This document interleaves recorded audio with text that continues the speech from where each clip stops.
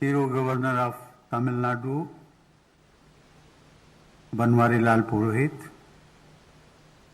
Chief Minister of Tamil Nadu, Thiru M.K. Stalin, Speaker of Tamil Nadu Legislative Assembly, Thiru M. Pavu, Deputy Speaker, Thiru K. Pichandi, Ministers of Government of Tamil Nadu, Members of Parliament, and members of the Tamil Nadu Legislative Assembly, distinguished guests, ladies and gentlemen, Vanakkam.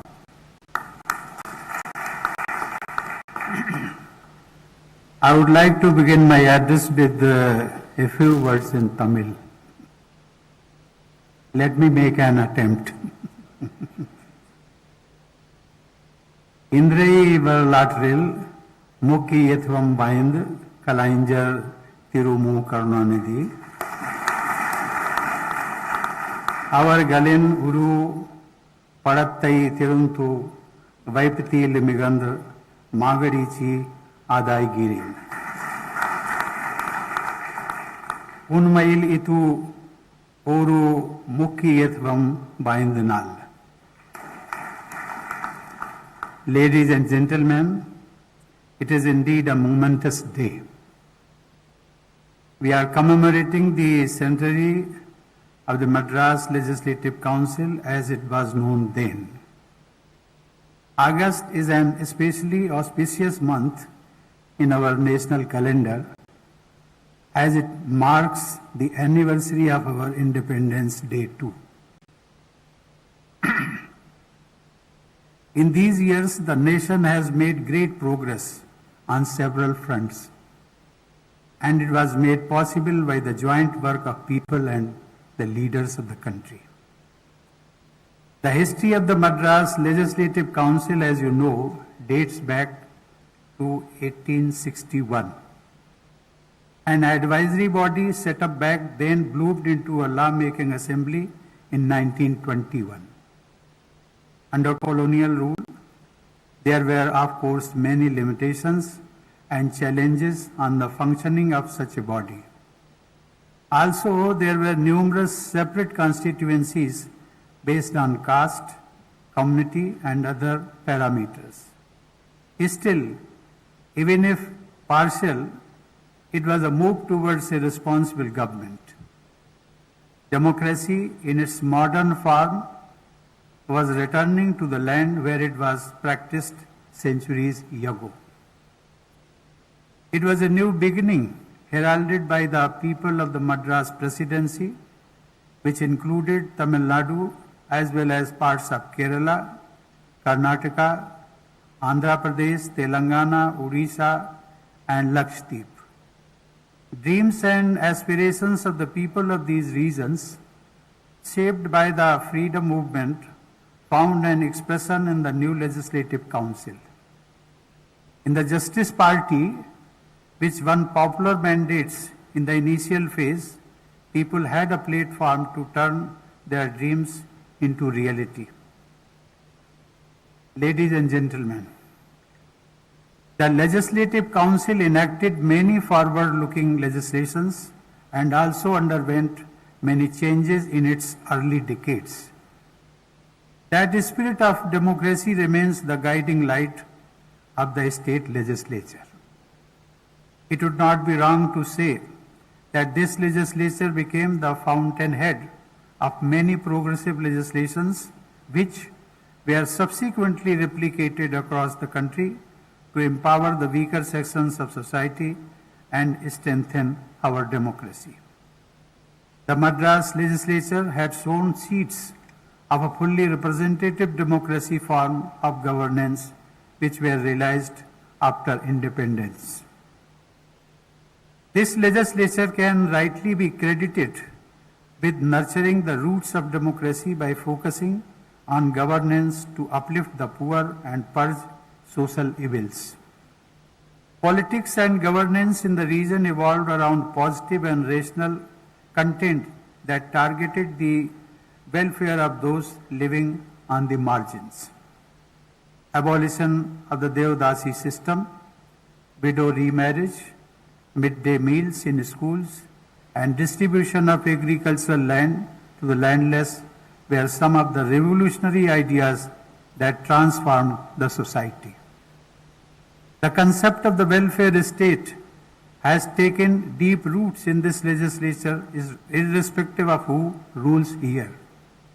Here I would like to quote a few lines from the great Tamil poet Subramania Bharati, who sums up the progressive thinking of the people of Tamil Nadu, and I quote, Mandaram karpom vinay tandaram karpom vane alappom kadal meene alappom chandriya mandalattu iyal kandu telivom sandhi teru perukkum sattiram karpom. This can be interpreted as, I quote, we will learn both scripture and science. We will explore both heavens and oceans. We will unravel the mysteries of the moon, and we will sweep our streets clean too. Unquote. Ladies and gentlemen, it is indeed gratifying to learn that the legislature has a tradition of honoring the greatest stars of land. The Assembly already has the portraits of some of our greatest heroes, Tiruvallur, Mahatma Gandhi, C. Rajgopalachari, C. N. Annadurai, K. Kamraj, E. V. Ramasamy, B. R. Ambedkar, U.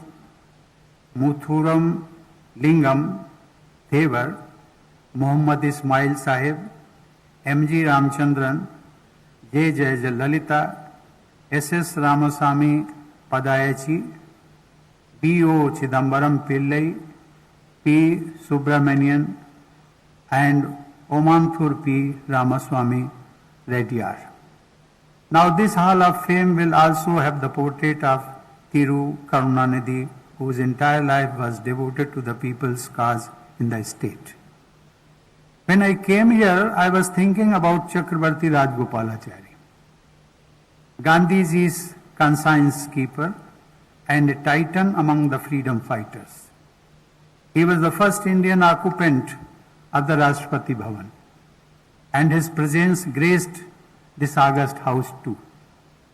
He was the first Premier or Chief Minister of Madras State too.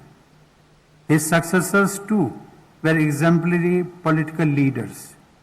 Among all Rajaji's successors, however, it is Thiru Karunanidhi who ruled the longest and thus has left a defining stamp on Tamil Nadu. Kalaignar started his political career right in his early teenage years, when India was still fighting for freedom, and he left us only recently.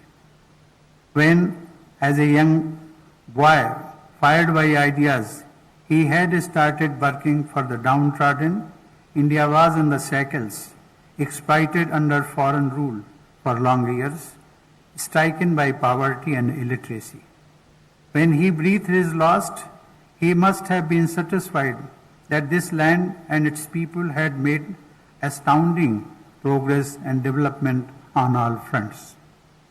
He must have been satisfied too, as he spent every waking hour of his long and productive life in the service of the people of the state and also of the nation. Ladies and gentlemen, what can I say about his contributions to Tamil literature and cinema? What I know is that there are very few political leaders who are so passionate about language. For him, his mother tongue was the object of worship. Tamil, of course, is one of the greatest and the oldest languages of humankind. The whole world takes pride in its rich heritage, but it was Karunanidhi who ensured that it was granted official recognition as a classical language. Kalaignar was a leader in a class of his own. He was among the last links we had with the stalwarts of our national movement. Ladies and gentlemen, it is to those stalwarts as the 75th anniversary of independence. Our national movement spans from 1857 or even before to 1947.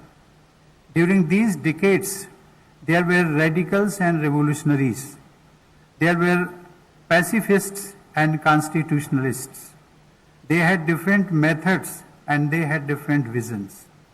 But they were united in their reverence for the motherland. Each, in his or her own way, strove to serve Bharat Mata. Like different tributes coming together in a river, they all came together for the cause of national independence. They found a confluence in Gandhiji. Mahatma Gandhi not only personified all that was best in our culture and tradition, but he also improved upon the ideas of several Western thinkers. Alongside him was a legion of patriots, liars, scholars, social reformers, religious and spiritual leaders, and others. Each of them was matchless. Think of Dr. B.R. Ambedkar, such a towering genius and such a visionary. But for each name written in history books, there were countless others whose names were never recorded.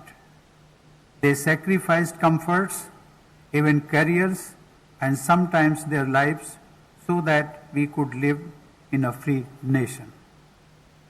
Those few decades, I believe, produced some of the greatest generations ever seen on the face of earth.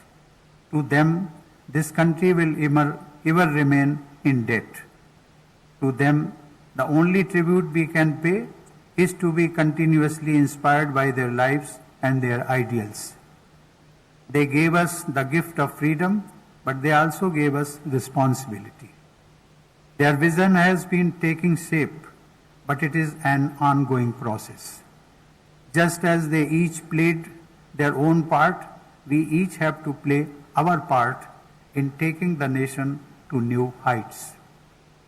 I urge the youth, especially to continuously engage with the past in order to understand the present and progress in the future. In the lives of Mahatma Gandhi, Subramania Bharati, and others, you will find answers to questions that are arising in your minds. I find that the young generation is more and more interested in our recent history. They give me the hope that the work of that began with the known and unknown freedom fighters will continue, that India with its wisdom will show the way to the world in this century. Ladies and gentlemen, I congratulate the people of Tamil Nadu on this auspicious occasion. My best wishes to all of you. Thank you. Jai Hind.